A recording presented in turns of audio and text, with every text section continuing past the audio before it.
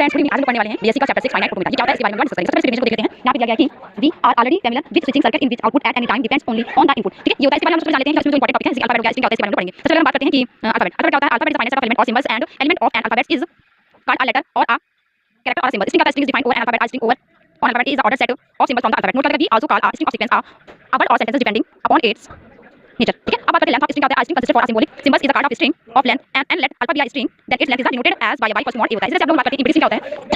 अब बात करते हैं impedance string क्या होता है। impedance string की बात करते हैं string is the contained element is called and any string of null string it is denoted by lambda. Note करें set of a string over a set is denoted by a star. इस तरह से यहाँ पे मैंने यहाँ पे दिखाई दी है।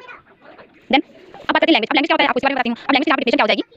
A language over alphabet is defined as a subset of the A star. For example, let A equals to A, B, C, B an alphabet, then L equal to A, B, A, B, A, C, C, A, B, C, C, A, B is a language over a similarly. L in L I is equal to A, I, C, B, I such that I greater than 1 is a language over A हो जाएगा। इससे grammar process का देखा, structure grammar of symphony. A grammar is defined by 4 tuple T and SPV. T is a non-empty finite set of terminals of as element हो जाएगा। उसके बाद as a non-empty finite set of non-terminal of